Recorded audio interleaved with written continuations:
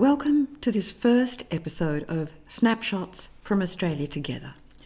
I'm Bronwyn Kelly, the founder of Australian Community Futures Planning, and in these programs we plan to showcase selections of strategies and policies that can establish Australia's future as a prosperous nation offering safety, security and well-being to everyone. The strategies presented here are not emerging from political processes. They're emerging through a process in which any and every Australian can become involved, the process of drafting Australia Together, our nation's first long-term integrated community futures plan. To find out more about this plan and the open, transparent, inclusive, democratic process being used to build it, visit the ACFP website at www.austcfp.com.au. This episode can be viewed in 3 sections. Section 1 is a brief overview of what Australia Together is and how it can help fix climate change. Section 2 is about the imperatives and targets for climate change in Australia Together, and Section 3 covers a selection of key strategies in Australia Together for dealing with climate change, including those for managing economic transitions, rebuilding for resilience, creating carbon markets and other new markets that will flourish in the 21st century economy, and finally, strategies for leadership and global cooperation. So, on to Section 1 about Australia Together. Australia Together is a plan that is structured to help any and all Australians travel safely from 2020 to 2050 and ensure that we arrive there with an acceptable degree of well-being and security.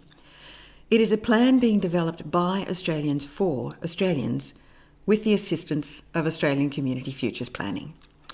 ACFP is a fully independent centre of excellence in national community futures planning. We have developed and are using a new community engagement and organising process called National Integrated Planning and Reporting, or National IP&R. Any and all Australians can use National IP&R within their democracy and their existing election cycles to work together to build their first ever National Community Futures Plan, Australia Together. And they can monitor our progress towards or away from our aims as a nation. We can keep our leaders on the safe paths to our preferred destination as a nation in the future. ACFP is also providing assembled research resources to help Australians build and report on their plan based on factual evidence about their well-being and security. Most importantly, with this plan in hand, built using a democratic national integrated planning process, Australians can form a new and much healthier relationship with those they elect to positions of power in democracy. They can present to their elected leaders for the first time a clear and coherent set of instructions about what we want them to do for us, for all of us, for we the people who elect them. It gives us a means of assembling ourselves to increase our shares of power in democracy, to set down the terms of a new social contract benefiting everyone, not just a few, and to make sure that elected parliaments have both the guidance and support they need from us to create the kind of Australia we want. Australia Together is a plan for the best society, environment, economy and democracy that Australians can imagine in the early 2020s, complete with a map of how to make it a reality by 2050 or sooner via the safest routes. It is a plan to help us ensure we arrive where we want to in the future. It is non-political and non-partisan. Viewers can read the drafts of Australia Together as they are being built and become involved in developing it into a stronger and stronger plan over time by visiting ACFP's website. ACFP has also provided video introductions to Australia Together on YouTube, and we've provided video explainers about National IP&R, showing how the whole process works to assist Australians to build their plan together. Links are in the description below. The most important feature of Australia Together is that it is an integrated long-term plan. This means it assembles suites of diverse but complementary strategies for overcoming our biggest weaknesses as a nation and for propelling us towards our preferred future. This makes it unlike any other plan that has been built in Australia before. The integration is entirely new in socio-economic planning, at least at the national level. And it is vitally important if we're to overcome the institutional failures and inertia we are currently experiencing as our state and federal governments and public services operate in silos. They are operating in an entirely disintegrated way without a plan that will enable them to coordinate their efforts or even attend to what is actually most important to Australians. So Australia Together is an entirely new opportunity to break down those silos, get governments and institutions working together, get governments focused on what is most important to us, and speed up our progress towards a better future. The plan is structured with a draft vision which itself has been built by examining the responses of Australians over the decade to 2020 whenever they've been asked about what they want for the future. The vision includes a set of directions which gives everyone a practical means of making the vision a reality via the safest routes. This is an inclusive vision. Everyone is meant to benefit. You can read the draft Vision for Australia Together on the ACFP website and comment in surveys. Links to surveys and comment channels are provided in the description below. Because Australia Together puts diverse and complementary strategies in one place and integrates them, it deals very effectively with problems of inequality, cultural clashes, economic inertia, declines in health, education, productivity and biodiversity, corruption and exclusion in democracy, and of course, the big one, climate change. Australia Together works on an assumption that climate change will not be solved without an integrated plan, one that helps us address all the causes of climate change at the same time and together as Australians. Climate change has not just been caused by excess burning of fossil fuels. It's been exacerbated by overconsumption of non-renewable resources and by economic strategies which increase inequality and decrease both labour productivity and the sustainability of our consumption patterns. Climate change has also been aggravated by corporate irresponsibility, disregard of the national interest by politicians who've excluded Australians from a voice in their democracy, and by a total failure on everyone's part to plan for a better future. Climate change is happening faster than previously predicted, but it is we who are speeding it up through our failure to work together and develop an effective plan that will carry everyone safely through the necessary change.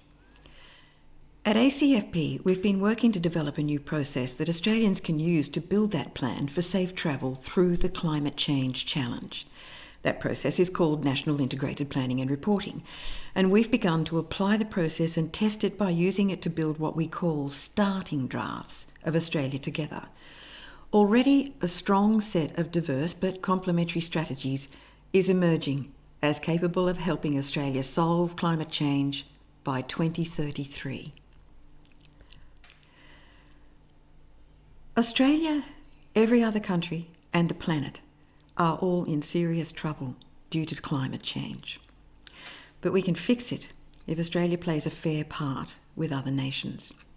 It is still possible to prevent heating above 1.5 degrees Celsius, just as we agreed to do with every other nation when Australia signed the Paris Agreement in 2015. It is possible to cap heating at 1.5 degrees if we pursue the following targets and strategies, and if we start immediately. These targets and strategies have been selected and included in Australia Together by working on the basis of scientific evidence and on the basis of certain critical assumptions about what we need to do to succeed. The first of these is that it is imperative that Australia and the world will need to achieve net zero carbon emissions not by 2050, but by about the year 2033 or sooner, depending on when we start with these strategies and any others necessary to stop the heating. we have made no progress in emissions reduction in Australia since 2015, when we signed the Paris Agreement.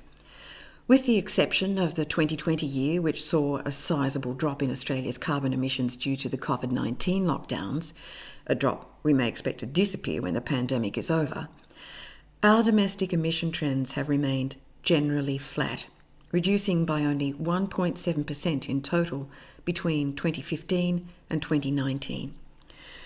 We won't reach net zero inside 50 years at this rate, and every year we delay shaves off a year of our time for dealing with the heating problem.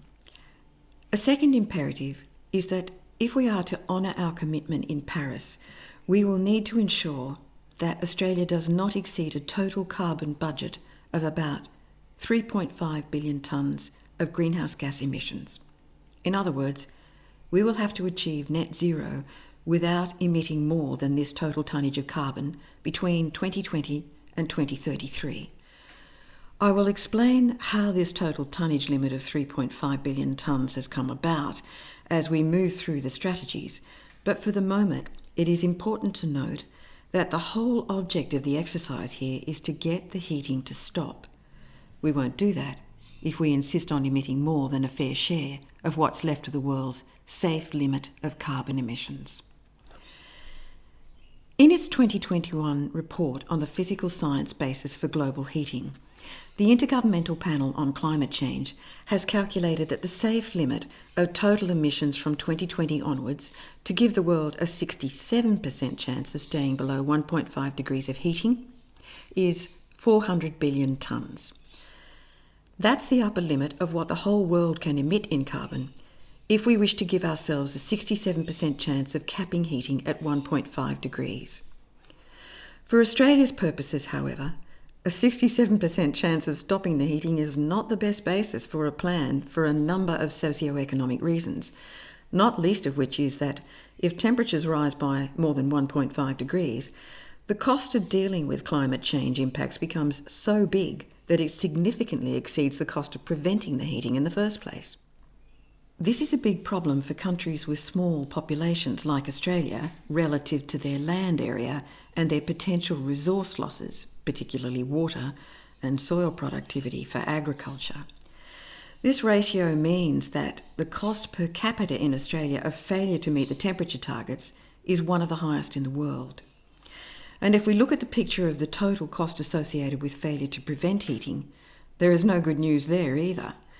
Based on research completed by Melbourne University's Sustainable Society Institute in 2019, the cost to Australia of allowing global heating above 1.5 degrees is about 16 times what it would cost to simply prevent the heating in the decade to 2030. I will refer more to this work later, but suffice it to say, heating above 1.5 degrees will be completely unaffordable for future generations of Australians. So in Australia together, it is assumed that the whole world can emit not 400 billion tonnes, but only about another 235 billion tonnes of greenhouse gases before we lock in irreversible destruction due to heating. Capping global emissions to 235 billion tonnes would give the world close to a 100% chance of keeping temperature rises below 1.5 degrees. Australia's share of that 235 billion tonnes is probably no more than 1.5%, since this was our share of actual emissions from domestic sources in 2019. 1.5% of 235 billion is 3.5 billion. Hence, in Australia together, it is assumed that keeping within that budget is the only way to safely, fairly and affordably work with the world to stop global heating. A third fundamental assumption is that global failure to achieve net zero by 2033 is likely to result in collapse of world financial markets and a global economic downturn that will dwarf both the global financial crisis of 2008 and the COVID-19 pandemic recession. This will severely impact the living standards and superannuation of all Australians up to the year 2100 and beyond. For more information on why accepting all these assumptions as imperatives is the minimum that we need to accept to future-proof Australia from the ravages of climate change, viewers may watch Episode 6, Part 2 of ACFP's 7-part videocast series on the state of Australia in 2020. This episode is about climate change and how to prevent global heating by strategies at home and by leadership abroad, both of which are necessary to defeat climate change. Links are in the description below. Other critical assumptions that have been accepted as a sound basis for the strategies I will set out include that availability of public funds is not a limitation in our case. Australia has all the financial capacity, wealth and expertise it needs to achieve net zero by 2033, as long as investment is planned, selected and incentivised on the basis of the national interest, not corporate interest. Also, as a nation, Australia saves and makes much more money by preventing heating above 1.5 degrees than we would by doing nothing or by slowing the pace of change. Because of Australia's particular competitive advantages in the world economy, the quicker we track to net zero, the more wealth we amass. Again, more detail supporting this is provided in Episode 6, Part 2 of the State of Australia in 2020. The next imperative is that a full transformation of the structure of Australia's economy is necessary. This entails a swift transition away from fossil fuels to an economy based on renewables, rebooted manufacturing and metals processing, and provision of increased social services domestically, including for health, education, housing, conservation and land care, aged care, child care, and disability care. The faster we run to this finish line on economic transition and on phasing out emissions, the cheaper the transition will be, and our economy will be much stronger and resilient to the shocks we can't control. It's important to remember that climate change presents a threat to our economy, but unlike some other threats, it is one we can control. It's a threat we can outwit, a disaster we can prevent, if we take up the strategies in Australia together. The next assumption is that all Australians need to be and can be carried safely across to this new structure for the economy. But there is also an assumption that current institutional arrangements are wholly inadequate for this purpose. After all, this is the biggest change in the structure of our economy that Australia has ever made. That means we need a major overhaul of critical institutions in the public service, and we must start now. The plan also assumes that corporate corruption must be prohibited if the change in economic structure is to be achievable, and corporate lobbyist involvement in the United Nations Conference of the Parties to the Paris Agreement, COP26, in Glasgow in November 2021, must be prohibited. Furthermore, the plan assumes that sound and ethical regulation of markets will be required, with incentives and stimulus geared towards pulling both Australia's and global emissions down in a steep straight line year on year to 2033, and that this will require Australia to reduce its own annual emissions of carbon by at least 38 million tonnes every year, year on year, between 2021 and 2033. Further, it is assumed that focusing on technology development such as carbon capture and storage will help, but only in very small part and in a small number of locations. And to the extent that government support for unproven or commercially unattractive and impracticable technologies such as CCS may allow corporations to delay switching to renewables, they're likely to be self-defeating. Nor is a gas-led recovery from the COVID-19 recession in any way a viable means of either securing our economy or rescuing the planet. With good reason, less than 15% of Australians favour a gas-led recovery, and the Australian Energy Market Operator likewise sees little or no place for gas in the efficient operation of energy markets in Australia.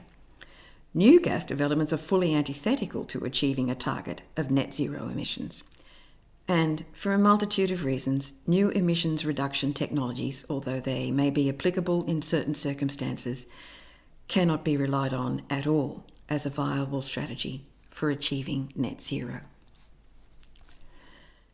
In any case, it's already way too late to attempt to substitute technology strategies for actual cessation of fossil fuel use and expect that this will secure the planet from irreversible loss. Plainly, it won't. For a sense of the loss we are facing if we don't start immediately with the sort of strategies that are being assembled in Australia Together, viewers may wish to browse the 2021 report of the Intergovernmental Panel on Climate Change.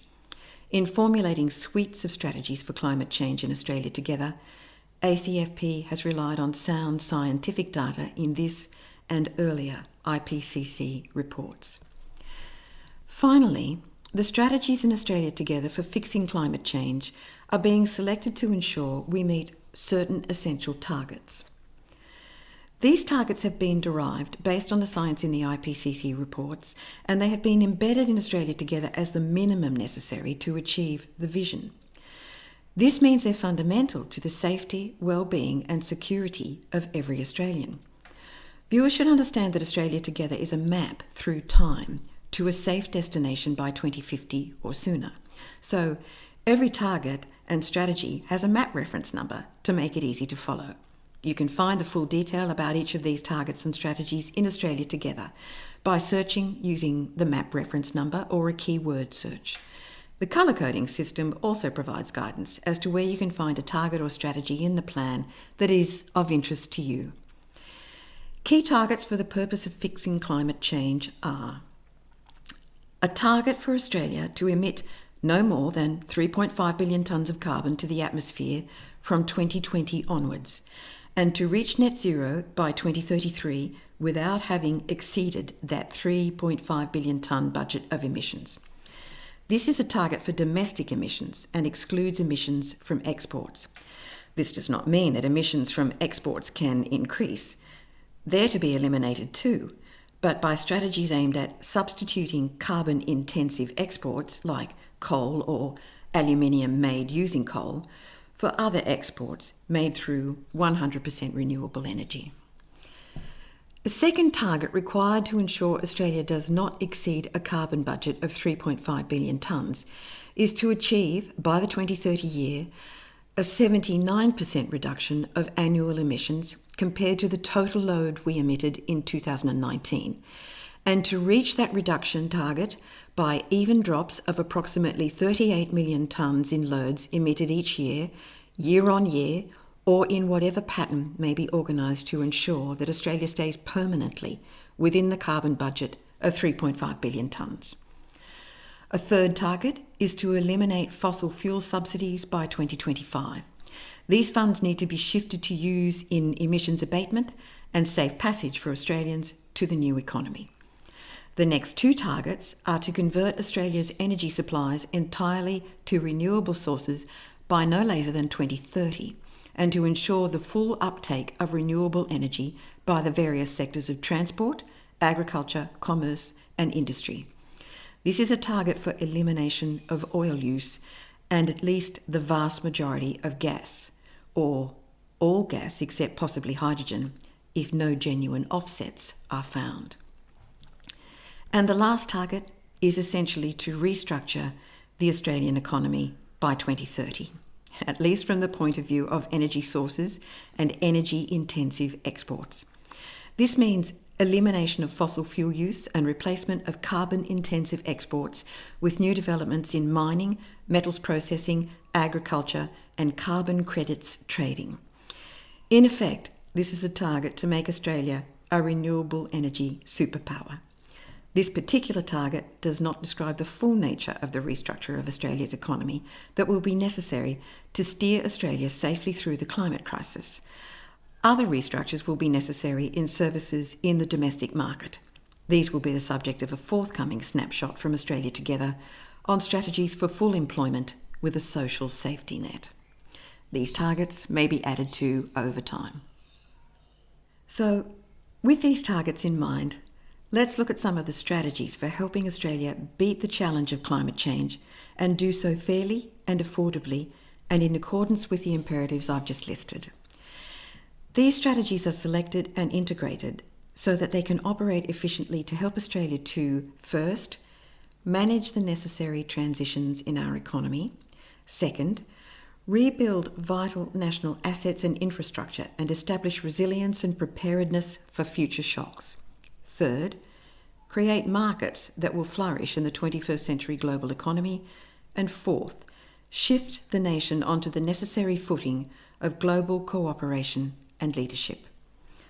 Global cooperation and leadership in emissions reduction is vital to Australia's ability to thrive financially.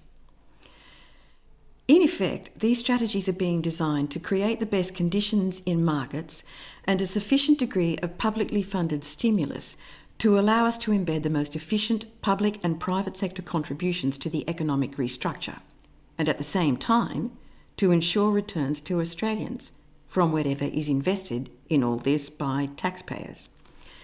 This is a program for ensuring the highest possible efficiency in nation rebuilding after the recessionary effects of the GFC and the pandemic, but with sufficient protection of the interests of Australian taxpayers and their due returns on investment. It is always taxpayers who bear the vast proportion of costs and risks for economic transitions. This set of strategies is designed to ensure they get their due returns. It is a program for an economic restructure without increasing inequality. The strategies listed here operate alongside a number of other strategies for creating full employment and a whole range of other targets beyond climate targets. So the strategies listed here don't therefore represent the whole set of integrated strategies that will contribute to Australia's chances of meeting these climate change targets and establishing a new economy. Nor do they repeat the plans and strategies of other excellent planners such as Beyond Zero Emissions, the Climate Council, the Australian National Outlook, the CSIRO, the UTS Institute for Sustainable Futures, the Clean Energy Council, and the Australian Energy Market Operator, all of whom are active in the field of shifting Australia to a new economy. The following strategies simply help create the best conditions, policy frameworks, and incentives so that the plans of those agencies and ethical private interests can succeed. So, as of 2021, what are the most significant strategies in Australia together for climate change? I'll go through each of these in more detail, but so that we can orient ourselves, here's a list of the critical strategies that have emerged in the earliest drafts of the plan. Strategies to manage the necessary transitions in our economy include 1. The creation of a National Economic Transitions Commission. 2. Economic transition funding sufficient to drive sector-wide transformations with safety nets. And 3. Legislative programs for cessation of all new coal, gas and oil investments and phase out of existing fossil fuel investments. Strategies to rebuild national assets and infrastructure to ensure resilience and preparedness for future crises include 1. A new program of national electricity market system investment. 2. Development of a sovereign capability strategy for national resilience in global crises. And 3. Introduction of a prohibition on government contracts to private sector companies that do not have accredited plans to achieve net zero carbon emissions by 2033. Strategies to create new markets that will flourish in the 21st century global economy include 1. A legislated program to increase GDP and returns to landholders and mitigate climate change at the same time by increasing native forestry cover and restoring degraded ecosystems. 2. Commencement of the development of a lucrative carbon credits market, starting with the creation of a publicly owned Carbon in the Land and Sea Finance and Trading Corporation. 3. A strategy to ensure maintenance of the Australian Clean Energy Regulator's internationally acknowledged capacity for ethical certification of carbon credits. 4. Reintroduction of a national renewable energy target. And of course, 5. Reintroduction of a price on carbon. And finally, strategies to shift the nation onto the necessary footing of global cooperation and leadership include an integrated and funded program for meeting Australia's commitments to the United Nations Sustainable Development Goals, and establishment of a national forum for citizens' oversight of progress towards those goals. And lastly, the linchpin of them all, a proposal for a complete reformation of Australia's negotiating stance and conduct in Paris Agreement negotiations, so that we can ensure protection of our lives and livelihoods by committing ourselves to emit no more than our fair share of the remaining global budget of carbon necessary to stop planetary heating from rising by more than 1.5 degrees.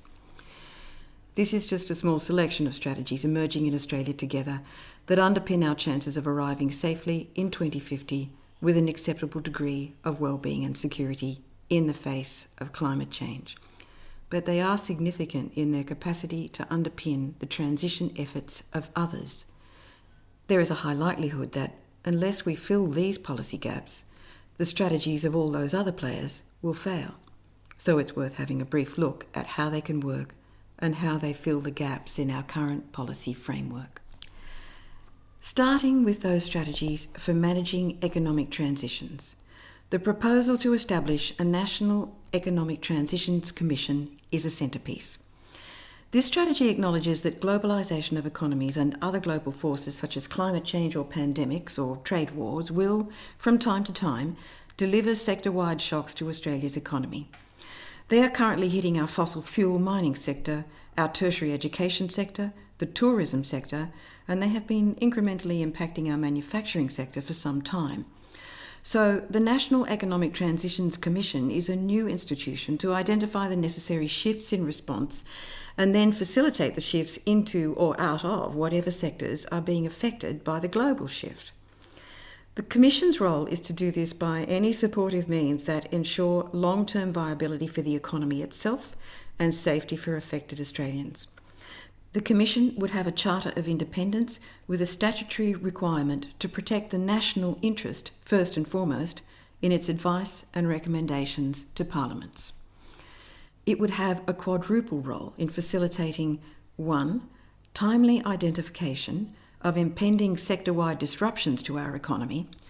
2. It would facilitate transparent, defensible recommendations on policy for funding and management of required transitions. 3. It would have capacity to implement approved funding or stimulatory programs supporting the transitions. And 4. It would coordinate any multi-agency involvement in establishment of new market structures and regulations necessary to ensure the resilience of any new economic transformations. In summary, the role of the Commission is to steer us safely out of vulnerable industry sectors and into sectors where we have a competitive advantage in the forthcoming decarbonised global economy. Its first job would be to carry affected fossil fuel workers and any other related sectors safely across to the new employment sectors and rebuild any other sectors suffering from shocks from global events, such as the tertiary education sector and tourism. This is likely to require the creation of an economic transitions fund that, with the approval of Parliament, can be administered to assist workers in transition from one sector to another, or to boost the speed with which new competitive sectors can be established or expanded to build a path towards full employment. If the Commission is established, it will ensure Australia can efficiently organise its economic development and its passage through turbulent periods with a predictable degree of safety net support for workers in transition and a known safe landing place for those workers. This will enable everyone to get organised to make inevitable shifts. It will smooth the way for those facing impacts from closure of fossil fuel industries, closures which will now need to be accelerated due to Australia's past inertia in transition away from fossil fuels. This transition is consistent with what the International Energy Agency has already acknowledged as inevitable. The IEA is normally pro-fossil fuels, but they have now drawn the conclusion that the path to net zero emissions is essential and that it is now so narrow that staying on it requires immediate and massive deployment of all available clean and efficient energy technologies. They have concluded that there is no need for new investment in new fossil fuel supply in their net zero pathway. The IEA has determined that beyond projects already committed as of 2021, there are now no new oil and gas fields approved for development in their pathway towards reliable energy, and no new coal mines or mine extensions are required. The writing is on the wall for fossil fuel industries, but Australians need not suffer if we organise their safe passage through the change with the aid of a fully independent, well-resourced National Economic Transitions Commission, openly accountable to the people of Australia. We are starting late, but not too late, if we set up the Commission now. Moving on to those strategies for rebuilding national assets and infrastructure to ensure resilience. A new program of national electricity market system investment is central to success. This mainly involves investment in new electricity transmission and the creation of renewable energy zones in New South Wales, Queensland, Victoria, South Australia, and probably in parts of Western Australia. This strategy has emerged in response to and support of the Australian Energy Market Operators' release in 2020 of their new Integrated System Plan. This plan set out a step change program for electricity network investment in both generation and transmission necessary to build the lowest cost, secure and reliable energy system capable of meeting any emissions trajectory determined by policymakers at an acceptable level of risk. The good news is that this investment program will provide net benefits to Australians of over $40 billion. The strategy designed in Australia Together to support this is to establish a fully government-owned corporate Commonwealth entity, the Australian Renewable Electricity Investment and Security Corporation. The role of the new corporation would be to rebuild and modernise the electricity grid and establish renewable energy zone infrastructure as set out in AEMO's Integrated System Plan. This publicly owned entity would also make arrangements as needed with private sector contractors and capable government trading enterprises for delivery of infrastructure works. And it would borrow and invest for purposes of electricity security and for purposes of ensuring all net returns to the public. A state-owned corporation like this already exists in Queensland, and an Australia-wide public corporation could learn from and integrate with this. It may be expected that private sector interests will clamour to dominate this investment in new electricity transmission, meaning they may prefer to design, build, own and operate it. However, such a path should be viewed with extreme caution and rejected. Electricity transmission is a natural monopoly, and it would be inconsistent with too many of the directions and vision of Australia Together to allow private sector ownership and operation of such vital new networks, especially given that private operation and investment in the electricity network to date has delivered no benefit to Australians in reduced prices, and security of the network is far too difficult to ensure via privatisation. Based on past performance of the private sector in this area, it could not be expected that private sector control of power networks would ensure that Australia could be confident of sovereign capability and national resilience in a crisis such as a pandemic, serious weather events and climate change, a cyber attack, or a war. Creation of the necessary new transmission networks should not be done in such a way as to cut across the supporting strategy for developing sovereign capability and national resilience in global crises. Involvement of the private sector as contractors in building new transmission networks would of course be a significant contributor to employment and should be encouraged, but only wherever a private company can meet the requirements of other strategies in Australia Together, which seek improvements from private contractors in probity, cost efficiency, and demonstrated commitment to achieving net zero emissions by 2033. The strategy to prohibit government contracts to companies that do not have certified plans for achieving net zero emissions by 2033 is essential to set incentives going in the right direction, namely towards a decarbonised economy, and to achieve that before Australia's fair carbon budget of 3.5 billion tonnes runs out. If we try to do this without a carbon price and without mandating certified plans for polluting companies so that they are properly incentivised to eliminate their emissions, we will not reach net zero before the carbon budget is exhausted. Certification of these emission reduction plans could be managed by the Australian Clean Energy Regulator, alongside expansion of its certification role under another strategy in Australia Together that is central to creating new lucrative international markets for Australia in trade of carbon credits. This brings me to the strategies that can help us create new markets that will flourish in the 21st century global economy. Ethical regulation of emerging carbon credits markets is essential to Australia's success in the 21st century globalised economy. Carbon trading is where Australia can make significant financial gains, and unless we have a credible regulator who can certify that a tonne of sequestered carbon is a genuine tonne of tradable credit, we won't be able to barter with credibility in international carbon markets, and we therefore won't get the value from our investment in carbon sequestration projects. Fortunately for Australia, during our brief period of carbon pricing from 2012 to 2014, a clean energy regulator was established which, among other things, developed an international reputation for defining acceptable approaches to carbon sequestration, which could be used to produce genuine carbon credit units. That Australian Clean Energy Regulator survived the demise of the carbon price brought about by the Abbott government in 2014, and it has retained some status as a credible regulator. In 2021, this made the Australian Clean Energy Regulator a valuable asset in emerging markets for carbon and in establishing a foothold for Australian businesses and landowners in international carbon credits trade.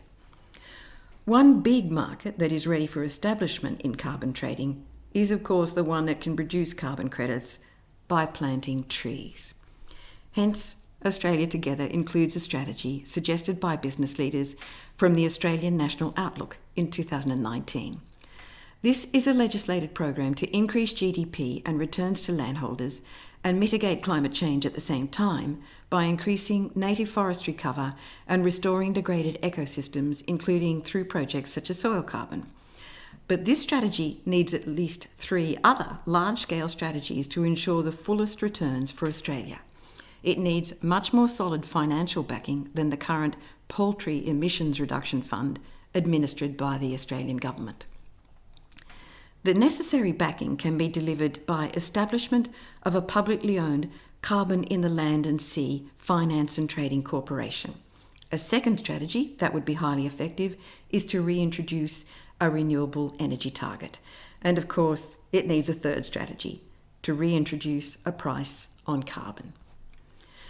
The Carbon in the Land and Sea Finance and Trading Corporation would be authorised to borrow and invest funds in landscape and sea carbon projects, including planting, biodiversity, biomass, kelp, alternative feedstock, and soil carbon projects, and any other projects on both public and private lands and leases, which can be reliably measured and certified by the Clean Energy Regulator as having generated a genuine carbon credit in tonnage terms. And the corporation would also be authorised to purchase and trade carbon credits once produced and certified by the Clean Energy Regulator. The decisions of the new corporation about what to invest in would not be limited by requirements to generate commercial rates of return. Returns to the total national economy would instead be maximised by the economic growth and employment this new market would provide, and would be geared to stimulate much quicker entry by Australia into carbon markets. This quicker entry would ensure that the costs of climate change can be substantially reduced through the process of meeting a target for net zero emissions by 2033. Remember, the sooner we meet it, the cheaper it will be, and the more money we make, both as private traders and public funds managers. It would help Australia meet the net zero target quicker if we also reintroduced a National Renewable Energy Target, or RET. Australia introduced its first renewable energy target in 2001, and this worked very effectively to encourage investment in new renewable energy generation. However, when the target was met in 2019, it was not renewed, and investment then waned, leaving our renewable energy generation somewhat stuck at around 27%, or about 18% if we include all sources of power. States have stepped in to fill the gap, and some states, including Tasmania and the ACT, now have 100% renewable energy sources for their electricity. In fact, 2 states, Tasmania and South Australia are now aiming to be net exporters of renewable energy. But the nation could benefit much more if we switched entirely to renewable electricity in the sectors that now use gas or oil, such as transport, minerals processing and smelting. With a national RET and similar policies, we can create an extra 20,000 jobs by 2025, as the Institute for Sustainable Futures at the University of Technology, Sydney has shown. We have at least 20,000 reasons there to build renewable electricity generation much faster than we can if we simply rely on state and territory initiatives. We need much more generation of renewable electricity than might arise from the states working in a piecemeal fashion without a clear RET. Such a target is necessary for the speed we need to reach net zero by 2033. Meeting this target will save Australia hundreds of billions of dollars. Indeed, it will save us at least $584 billion over the coming decade, according to research completed by Melbourne Uni in 2019. Put another way, $584 billion is the minimum economic loss to Australia by 2030 if the world does not stop global heating. And by 2050, that loss will grow to at least $762 billion if we let the target slip. Whereas the cost to Australia if the world solves global heating is likely to be in the order of a mere $35 billion, a tiny fraction of our GDP. For more information on the economic consequences of not keeping temperature rises below 1.5 degrees, viewers may like to watch Episode 6 Part 2 of ACFP's YouTube videocast series on the state of Australia in 2020. Amidst all this, reintroduction of a price on carbon is essential. Apart from anything, attempting to meet any carbon emissions reduction target without a carbon price is self-defeating. Not only will it cut returns to Australians, it will significantly slow the pace with which businesses with land or littoral leases opt into carbon in the land and sea projects. And it will slow renewable electricity projects. We only have about 10 years left to keep the temperature rise to 1.5 degrees. A carbon price, along with organised publicly owned ethical trading corporations and a strong, credible regulator, are all necessary prerequisites for the speed we need now to keep below the 1.5 degree temperature increase. Viewers interested to find out more about the benefits of reintroducing a price on carbon may wish to read the work of Australia's foremost climate economist, Professor Ross Garnaut. Economists and members of the business sector such as the Australian Industry Group and even the Conservative Business Council of Australia have been calling for the reintroduction of a carbon price since 2019. They now admit that its removal back in 2014 by the Abbott government was a major constraint in Australia's path to economic prosperity. As Professor Garnaut says, there is a large economic prize for Australia even when we remove that constraint. In particular, a carbon price will be far more effective than strategies relying on technology to get us through. These technology strategies, which are preferred by Australia's coalition government in 2021, are essential, but they are also bound to fail without a carbon price. They simply will not be taken up by industry to anywhere near the extent necessary to defeat the heating problem, because there will be no financial incentive to do so. Public investment by taxpayers in technologies for emissions reduction is desirable, but it is also going to be completely wasted unless it is introduced with carbon pricing or similar market mechanisms that provide incentives for use of these new technologies. All of this brings me to the linchpin of all these strategies, the shift Australia must make from being the least cooperative nation in Paris Agreement negotiations to a nation of leadership in global cooperation, aimed at stopping temperatures rising by more than 1.5 degrees. None of the aforementioned strategies, or indeed any other actions of well-intentioned Australians and decent ethical business planners, is enough to defeat global heating if the rest of the world does not commit to emitting no more than the remaining safe volume of carbon to the atmosphere. If the whole world doesn't stay within that volume limit, then all the money we and other countries put into emissions reduction will be for naught. because the heating will simply overwhelm the planet and our economic capacity to live with it. As ACFP has already said, that safe volume of remaining global carbon emissions is probably about 235 billion tonnes. If the world emits no more than that before we reach net zero, it will give us a near 100% chance of capping temperature rises to 1.5 degrees.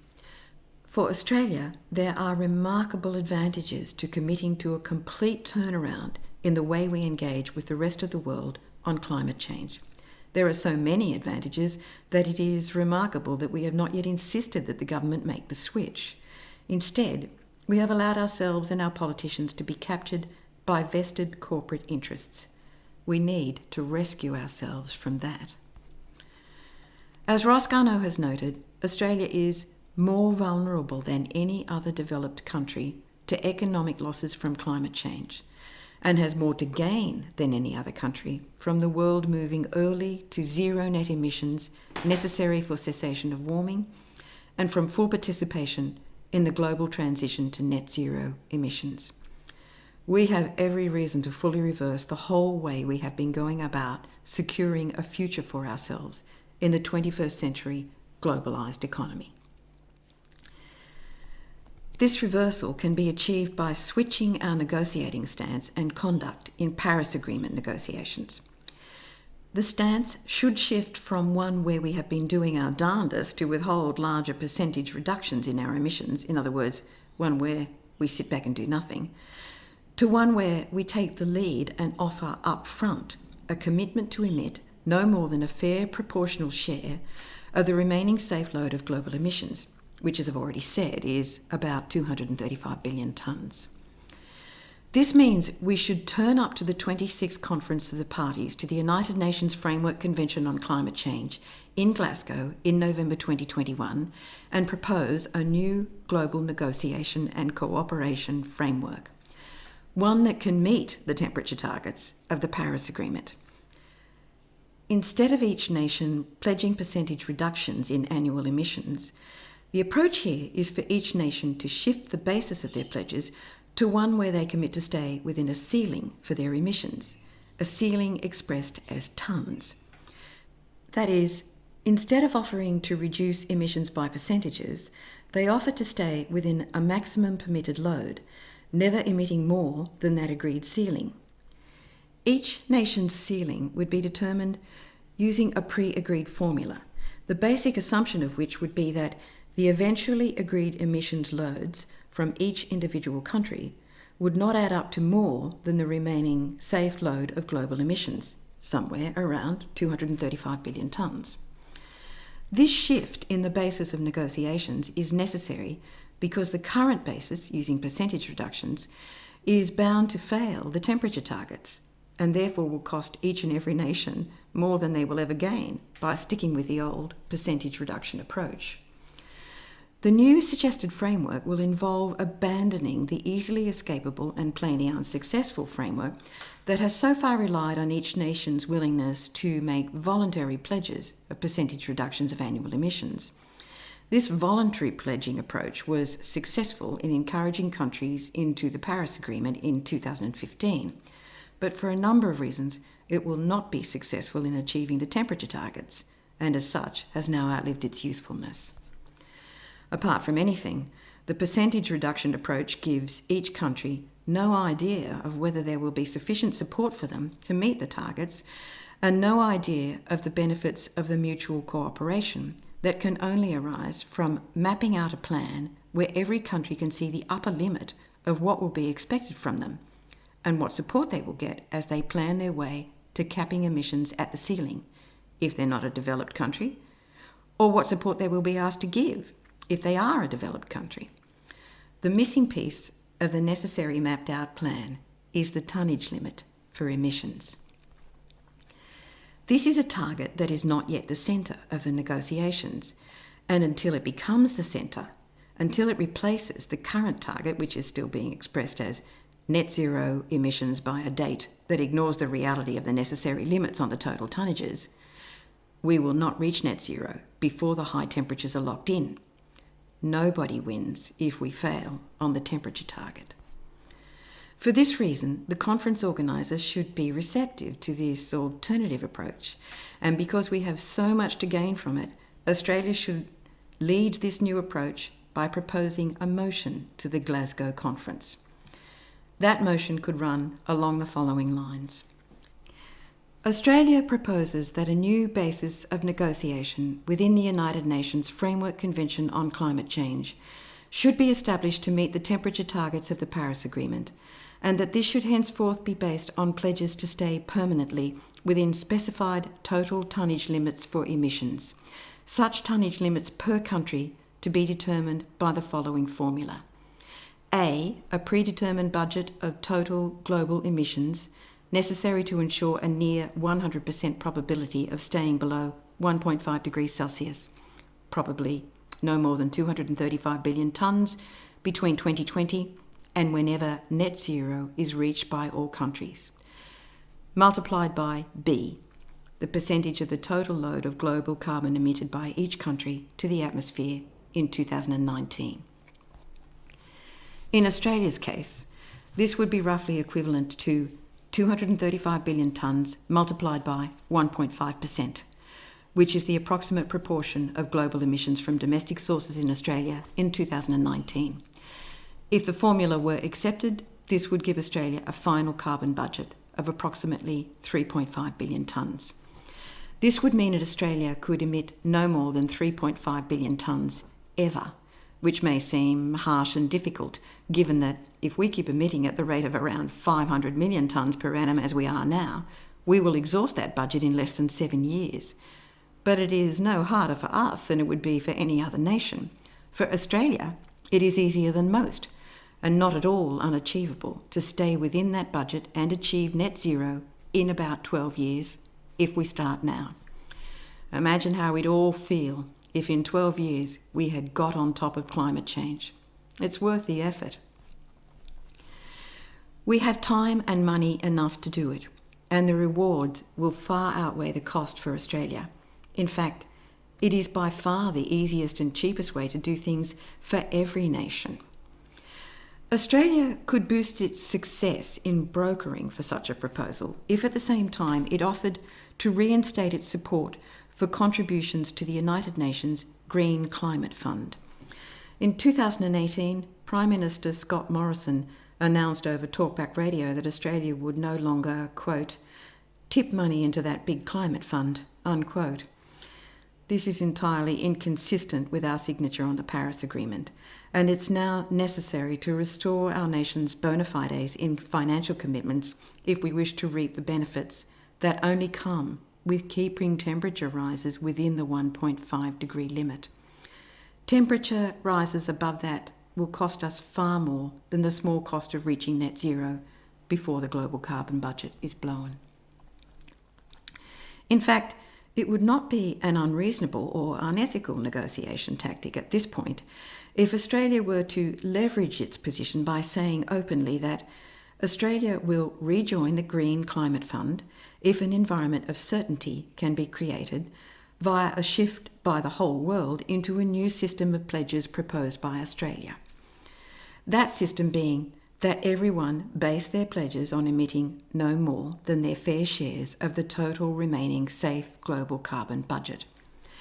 Naturally, there will be arguments about whether the percentage shares are fair or not, but this is an easier argument to resolve if the overall principle is accepted, and it can be resolved easily if the developed countries like Australia work out what financial assistance will be needed for the underdeveloped countries and make the necessary commitment to them. We can't work that out unless every nation has a clear idea of what they can safely emit before they reach net zero and has submitted a plan of costed actions to meet their target. Once we have those plans, developed nations can sort out what they will need to contribute, and they will have greater surety that their money will not be wasted. This is a transparent way to embed fairness and reason into these make or break international negotiations. It is also likely the only way to achieve Australia's necessary environmental and economic objectives. Without this certainty, certainty that can only be provided with this new negotiating basis. No nation will enter into agreements that have the potential to lead to success in capping global heating before the carbon budget is blown. But if we reverse the negotiating framework now, replacing it with commitments to work within fair carbon ceilings, we have a chance of fixing global heating. What do we get out of this proposal as a nation? What do we get out of encouraging the world to shoot for the tightest carbon budget of 235 billion tonnes now? What do we get out of re-gearing our economy within the decade to ensure we emit no more than 1.5% of the remaining safe greenhouse gas loads and reduce our emissions at similar rates to everyone else? What do we get out of switching from carbon-intensive exports to exports of carbon credits and goods built with renewable energy? We rescue our economy. We rescue our reputation as a trustworthy trading partner, something we need more than ever now if we are to rebuild markets lost recently due to the deterioration of our relationship with our biggest trading partner, China. And most of all, we rescue the planet and everything it means to our safety, security, and well-being. It is not possible to rescue these things with our current uncooperative negotiating stance. Australia could further enhance its chances of success in climate change negotiations and the 21st century global economy if, in addition to signing back into the Green Climate Fund, we also took our other commitments in the United Nations programs seriously. The most significant of these is our commitment to the United Nations Sustainable Development Goals. These are goals the Australian government signed on to in 2015 to do things like eliminate poverty and hunger in Australia, ensure affordable access to education, including tertiary education, and yes, take urgent action to combat climate change and to do it all by 2030. And yet, at no time since making those commitments to sustainable development has the federal government seen fit to either develop a plan for meeting the goals or dedicate funding for that purpose. In some cases, Australia is going backwards. For example, tertiary education is getting less affordable than ever. Australia would benefit greatly from recommitting to these goals, developing clear, dedicated plans to meet them, funding them, and establishing a citizens' assembly for monitoring progress towards the adopted SDGs by 2030. This sort of citizen engagement on something that is vital for world economic stability and for peace and security would enhance Australia's capacity to transition through the decade to a new economy more surely than we otherwise might. It could help the world rebuild its trust in Australia as a decent trading partner, and it could help Australians rebuild their trust in their government, something they've lost over the last decade, especially insofar as climate change is concerned. Most of all, it would help Australians build social cohesion, an essential ingredient in defeating climate change. Climate change is something we can only defeat if we act together as a compassionate society. It would substantially boost confidence in the Australian economy and prospects for a cohesive and more resilient society in the future if we took our commitments to international development goals seriously and faithfully adhered to the agreements we make. At the start of this program, I said that climate change will not be solved without an integrated plan, one that helps us address all the causes of climate change at the same time and together as Australians. We must work on multiple integrated fronts simultaneously if we are to solve climate change before it's too late. Australia Together is a plan that allows us to make the necessary links, integrating all the key strategies as they emerge. But if there is one strategy that boosts the potential for success, it is of course the strategy to reform Australia's negotiating stance in the Paris Agreement and commit to emitting no more than a fair share of the remaining global carbon budget. None of the other strategies can work if we don't take a leadership stance on the global stage. To that end, I would like to encourage viewers to sign the petition launched by Australian Community Futures Planning, where we demand that the Australian government lead the world at COP26 to stop global heating. Australia can restore its place in the concert of nations by taking a leadership role at COP26. And it is time for Australians to insist that our governments and we as a nation do everything possible to stop global heating. The prize for Australia and our children is a big one, but we can only win it if we start now.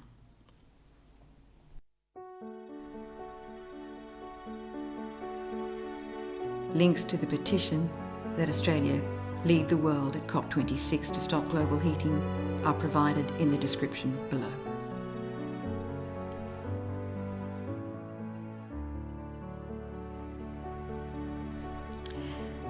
Thanks for watching this episode. If you like this program, please click like on the YouTube page and share the program with your friends and subscribe to this channel.